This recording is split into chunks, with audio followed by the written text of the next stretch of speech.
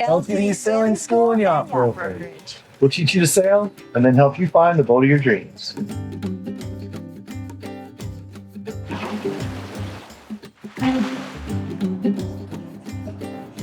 LTD Sailing, living the dream. Hi, I'm Chris. I'm Crystal. And we're here with LTD Sailing School and Yacht Brokerage, affiliated with the Multi-Hull Company. And today we're on a beautiful boat in Prickly Bay. Before sunrise, it's a 2015 a Fountaine Pajot Lipari, 41, really 39 feet, right? Yeah. But what was that you just said? Lipari? Yeah, Lipari. What is that? I thought it was Lipari. It's an island in Sicily, I believe. We've been there. Yeah, I've always thought it was Lipari. Turns out it's Lipari. So we have a 4-cabin, 4-head. 4-cabin, 4-head version layout. Yeah. Mm-hmm. Really well set up boat with nice solar and lithium setups. Mm-hmm. I guess just, I was thinking about as I was walking around the boat, shooting photos earlier, just, everything on this boat is really well set up. It's really clean. It's been well cared for. The owner said when they bought it, they actually bought it from a gentleman who owned a charter company, but this boat was not in charter. Yes, he lived on this boat. Yeah. So this was his private boat. Key West. Yeah. He had other boats that were in charter, but this one was actually his pride and joy. So which I hear tell, he's never really taken it off the dock, except maybe a couple of times in 7 years. Well, I think the current owners have done a little more than that. So yeah, they've sailed, they've put some miles on it. Where all have they gone? Yeah, so they sailed down from Key West. They went over, they were going to go up the coast, but they had some issues with passports and stuff. So they went over to Bahamas, and then they sailed from the Bahamas down to the Caribbean. Okay. Nice. So they've gotten cruise the Caribbean with it. Nice part of the world to spend time on with this boat. So yeah, walking around the boat, the first thing I noticed when I came on was a big solar arch on the back. Yeah. Yeah. I'm not sure what the actual rating is, but what I was told is that in summer, peak output is like 2,000 watts. Midday, full sun. So figure it might do a little bit less than that most of the time, but yeah, peak wattage, this thing's putting out like 2,000. It looks like the bifacial panels, so it's getting a little bit of stuff from underneath as well as main sun from above. That's great for shade.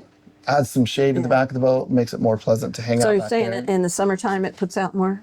It puts out a little more in the summertime. Like the Caribbean? Just like the Caribbean. There's a difference. We still got seasons, they're just subtle. So 2,000 watts of solar, charging 600 amp hours of lithium. So not excessive. With that much solar, you could run a lot bigger battery bank, but you're going to charge up that battery bank that you've got really quickly. It's going to be really efficient.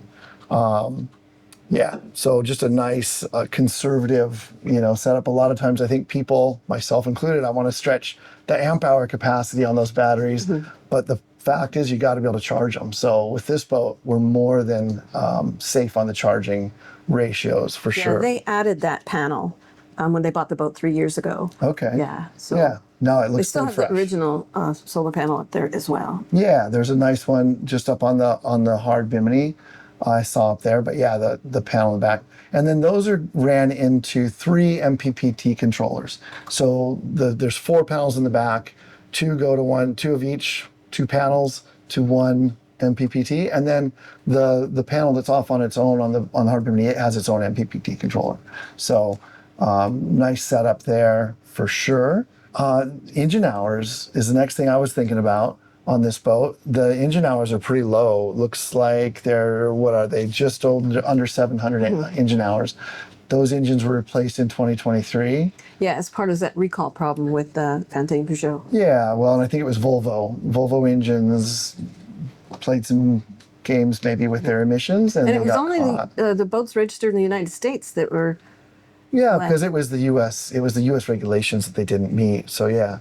But the upside is we've got new engines. So that's awesome. One other cool thing with the solar, just to mention really quick in the setup, because that system is going to charge those batteries up so fast, they're going to be charged up 10, 11 o'clock in the morning for sure. Yeah. The extra power that is created actually goes to heating water. So once those batteries are at float, they're charged up to 100%. Then that energy is taken through the inverter to run the hot water heater. Okay. It's a cool feature. I've seen it on some boats. I always really like it. It's like, I always think heating your hot water with electricity is kind of wasteful and gluttonous, maybe even. But what I like about it is once with a system like this, if we are going to use excess power to do it, then yeah, why not? It's a great use of that excess power rather than the panels just sitting up there and doing nothing all day. Let them heat up the water. We're going to have some nice hot water. Down here in the Caribbean, I don't always feel like I need a hot shower, but hey. Well, if you want to wash some dishes. If you want to wash some dishes, want to just do some laundry maybe, Beautiful. That's great. Cool. So yeah, then walking around the boat, standing rigging. Do you know what the age of the standing rigging is on this boat? 3 years It's old. only 3 years old. Yeah. So really nice. We've got typically insurance companies and whoever makes these things up says that standing rigging on a catamaran is good for about 10 years. So monohulls maybe a little bit longer because the way they lean over when they get overpowered. But yeah, so 3-year-old standing rigging, that's awesome. Plenty of life left in that. Yeah. Because you think about those big purchases that you have to make when you're buying a boat. I mean, that's one thing you really need to consider. Well, we've ticked off 2 of them. Yeah. Because when I think about the boat, it's like, okay, if your boat's afloat, I don't see any smoke. Now what's next? And what I want to think and what I mean by that is the hull sound. So yeah, the hull looks good. The hull is sound. We'll defer to a surveyor, but yeah, it looks great. The next things I want to think about is age of the sails, age of the standing rigging, and age of the engines or engine hours. So we've got standing rigging that's just 3 years old. Yeah. We got engines that were done in 2023 and only have less than 700 hours on them. That's awesome. What is an average for a boat like this? What kind of engine hours would it have on it? Well, this boat was 2015. If this boat had been in charter service, we would think 500 hours a year times 5 to 6 years, right? So let's just call it 6. What would that be? 3,000 hours coming out of charter service. Yeah. So and that would have been 10 years ago. So then the hours put on that. So I would expect it would not be unreasonable for a boat like this to have somewhere around 6,000 hours on it. Wow. Over 5 for sure. Yeah. So to be starting out fresh with less than 1,000, that's huge. This boat's got years of life put back into it just by that. yeah. So those 2 big ticket items they're 2 taking care of. huge ones, yeah. And you were mentioning about the running rigging. What were you going to say about that? They're getting ready to replace it. Getting ready to replace it. Okay. So yeah, I mean, I just had an email today with somebody asking me about a different boat and saying, how, when was the running rigging replaced? Well, that's such a kind of a hard question. Unless you're crazy, you don't just replace all the running rigging. What you do is you replace the running rigging as it goes bad. So I've got a halyard that's got some chafe in it. Let's replace it. I've got a jib sheet that's getting worn out or getting some sun damage to it. Let's replace it. Yeah, you think about those items that you use constantly. That, But you're replacing them as you need them, need right? them, So that's cool that they're getting ready to do some work on the running rigging. It's always nice, yeah. But everything I saw looked serviceable. Obviously, they know the boat better than I do, no question. But I didn't see anything that looked super tired or worn out. Everything looked good. As you walked around the boat, one of the big things I noticed walking around, right there at the back, coming up that starboard transom, we got a washing machine. Yeah. 30, let's call it a 41-foot boat, but a 41, really 39-foot boat is too small to have a washing machine in its own cabinet where it lives, right? You'd lose half of a cabin, Yeah. something doing Your that. whole closet. So they've got actually a really cool standalone kind of washing machine with the extractor. Like it's got the washing tub, and then you move it over the extractor. They said when it comes out, close coming out of the extractor, they're basically dry. Just give them a little line dry, they're ready to go. So a really nice feature that a lot of people are looking for in a boat, and a lot of times a boat this size is not going to have that. And you're going to be hanging all your laundry outside anyway. So to have the washing machine outside, Right there. it just totally makes There you sense. go. Very efficient. And it actually it's a little cover. It's got a little cover on it to keep it out of the sun. Looks like it belongs there. Actually, really, really smooth idea. I liked it. Yeah, then we walk up front. The trampoline nets are new. Or newer, yeah. Yep. And they're black. And they're black. I like the black ones. I like the black too. I didn't think I would because I kinda think cool. the white usually blends in with the boat, but the black you can see the The black, water. you see the water. It kind of feels like you're stepping out into nothing. Yeah, no, I like the black tramps for sure. So that's cool. I had a look at, always go and look at the gooseneck and make sure it's got the little Delron washers. It does. They're not brand new, but they're serviceable. They're doing their job. Yeah, everything on that was good. And then, yeah, I came back and looked in the engine compartment there. Everything looks beautiful. Clean engine rooms is a good sign on any boat. The engines are beautiful shade of Volvo green that looks nice. And then you got all this blue Victron equipment. So you got the blue and the green. They kind of set each other off. Looks great. Now they did say that they need a new sail cover. Yeah, the main sail cover looks a little bit tired. It's time to do that. Yeah. It's still there. It's working. It's It's there. threadbare. It's doing its job. It's got some rips in it. It's time. It looks like the original one. Yeah. It's time to do But it. of all things considered, that seems kind of minimal. Yeah, not a big You deal. could put a new sail cover on it, put your own name on Get it. whatever color you want. Maybe you want to change the boat name. You can put it up there. Yellow or Yeah, orange. green, blue. Yeah, so no, it looks good. The lifelines, I don't know if you noticed, it's got Dyneema lifelines. So somebody did custom Dyneema lifelines. They look good. They just look kind of cool. A little classy look to them. And then coming back to the cockpit, we've got nice shade enclosures all the way around. And at the helm, it's actually got a full like weather enclosure. Cozy little place to hang out and be out of the weather. And if you're up there, Yeah. Yeah, I mean, Like most of the time I'm probably going to want to open that up and get some breeze, be able to see the sails. But if it's rainy, we've had some real weather lately, right? yeah, it's been, well, we just had a little spout of rain and then now it's beautiful and sunny Yeah. outside. So. So that's Grenada. That's the Caribbean for you. Coming inside, the galley is nicely organized, double stainless steel sink, nice propane cooktop, microwave and oven. Ice maker. Ice maker. I don't know if that stays with the boat. But yeah, Coffee maker. it does. I just got the word that ice maker does stay with the boat. So you got that looking forward to. That's a reason enough just to buy the boat. You got the Right ice maker. there, Huh? absolutely. You will make so many friends with the ice maker, I tell you. Ice goes a long ways. Tons of cold storage on this boat too. It's got the 2-drawer fridge. Yeah, this is the fridge and this is the freezer. Yeah, so it's got the freezer up above. You open that up, And it's got the little doors. So little each, compartmentalized. Yeah, no, really nice. Oh, the wooden table is new. Oh, the wooden table. It's Yeah, it just got gorgeous. refinished. It looks Gorgeous. beautiful. It's got a nice little cover on to keep it that way for right now. But yeah, it does look gorgeous. Going down in the cabins, it's a 4-cabin, 4-head layout. So each cabin has its own in-suite head, which is nice. They're all electric heads. They're wet heads. They are Yeah. basically they're wet heads. Yeah. Yep. If you're going swimming, what I always like to do is just have my shampoo at the back of the boat when I get out from swimming. A little bit of fresh water, suds up, jump back in, rinse off, get out, get a little fresh water Yeah. spritz. You're good. But I think you do give up something and you have a 4-cabin boat with 4 heads.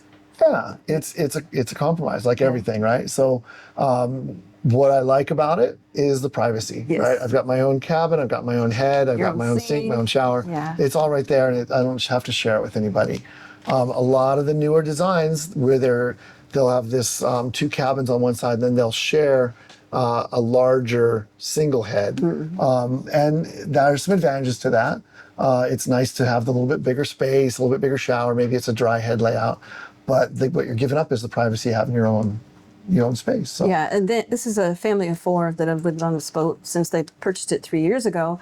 And it is nice that their kids have their own room. Yeah. And they have a spare room their own too. space plus an office room. Yeah. Yeah. So one of the owners was telling me he's got a little table set up that fits perfectly in the space right there, and you can set a chair and you set your monitor up. Close the door and lock the door so the kids Yeah, can't you come can in. do work. It works.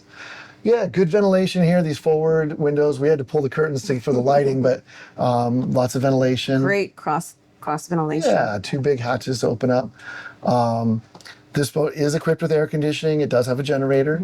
I think this boat would be a great candidate for the 12-volt air conditioning option. I'm thinking about for one of our own boats. With that much solar setup up there already, you could expand the batteries and you could easily run one of those, especially if you wired it 48 volt. But anyway, there's lots of cool options coming out that are very efficient that might allow you to run air conditioning without the generator, which would be awesome as well. Yeah, they were saying when they were in Florida that it had what was one of the hottest summers ever, and they were really grateful to be able to have the AC. They just have the humidity up there, right? It's like so much humidity and the heat together. here, I always feel like our temperatures usually don't get that hot as like Florida and that. About 80 degrees every day. So. 85-ish, maybe, a little bit more in the summer. But then we've also got the breeze blowing. And as long as the breeze is blowing, it feels great, good. yeah. If that breeze ever quits blowing, we're all in trouble. But Yeah, that's kind of that's what makes the summers hotter here. Maybe more, better time to get off island. Go camping in Idaho. I mean, what a great time to go get off island in the summertime. Everybody else has the beautiful summers. Yeah, go enjoy it and come back down to your boat when it starts getting cold. Absolutely. What else, Crystal? I see you got pages of notes over there. So what are your thoughts? Well, what one of have you the been? things that when I first got on the boat, I noticed that all the portholes are round. Yep. And I always like that. And it's the deck hatches. Yeah, the deck hatches, Yeah. right? The hatches, because you'll notice that some of the boats that have the square windows, it has more of the crackling around it, versus Sometimes, yeah. I mean, the round hatches work. I think they've kind of fallen out of style. They have fallen out of style, But but I think they look more aesthetic. They look cool. Pleasing Yeah. than the square ones.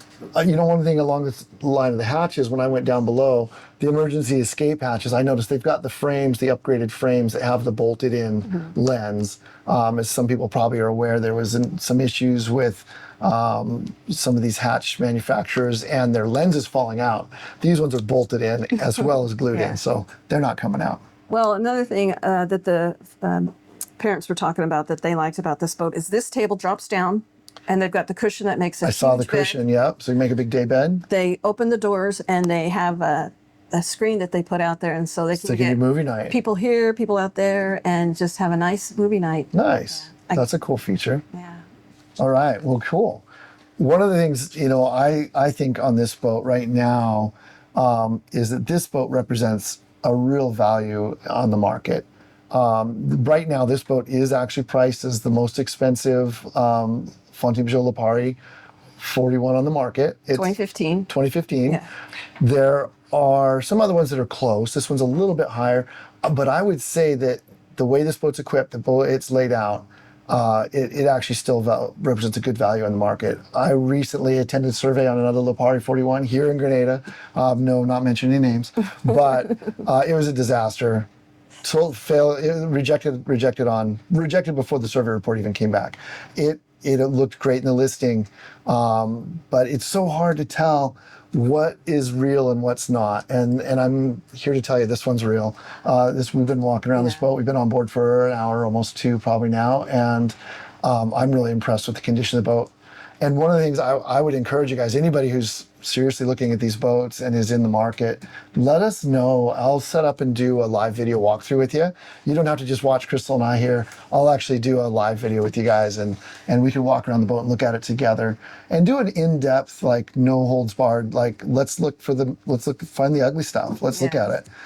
Because you can tell so much more doing that and decide whether it's worth your time and money investment to put a boat under contract. And it's right here in our backyard because our office is. So I make that offer also partially because it is so easy. Our office is right there. So the boat's right here on one of our moorings, and it's super easy access. I think it's really telling when the owners live aboard the boat full time, where they see things that need to be replaced. And sometimes when people, leave their boat on the hard for 3-6 months, and they come back and they have to spend so much time fixing all those Getting little the boat things back again. to where they left it. Yeah, the condition where they left it. So they have lived on this boat full time for the past 3 years. That's awesome. Homeschooling their kids on board. Well, I know they mentioned that when they bought this boat, they had looked at a lot of boats and saw a lot of lemons, a lot of those boats that aren't quite as advertised. And then they came upon this one and they were like, oh my God, this is the boat, let's do it. Yeah. That really makes a big difference, right? Somebody's found a boat that really is in that level of condition and then did everything they could to maintain that condition. They're living aboard full time, they've got small kids. It's hard to keep the boat in perfect condition, but these guys have done a great job. Come pretty close. Yeah, For sure. It looks good. And that's kind of the reason why that they're selling the boat too, is they want to put their kids in school. Their kids have been homeschooled. They've been doing the for 3 years. homeschooling thing, yeah. But I have to tell you that the kids that I've met that are live aboard boats and are homeschooled are some of the most articulate, friendly kids that I've met. They learn a lot. They have to be independent. They're out in their dinghies and doing stuff. Yeah. No, very cool. All right. Well, unless you've got any other things, what was your favorite feature of the boat? Of course, it was the studio where you can put the movie on the screen and relax. Have a little theater, kind of like what we do at home, sit out on the porch Yeah, and watch TV, pull the TV exactly. outside. All right. Well, thank you guys for sticking with us. Thanks for watching the video. And obviously, if you have any questions about the boat, let me know. There'll be a link to the listing in the comments. And And we'll keep the ice cold for you. we'll keep the ice cold for you. All right. Thanks, you guys. Bye.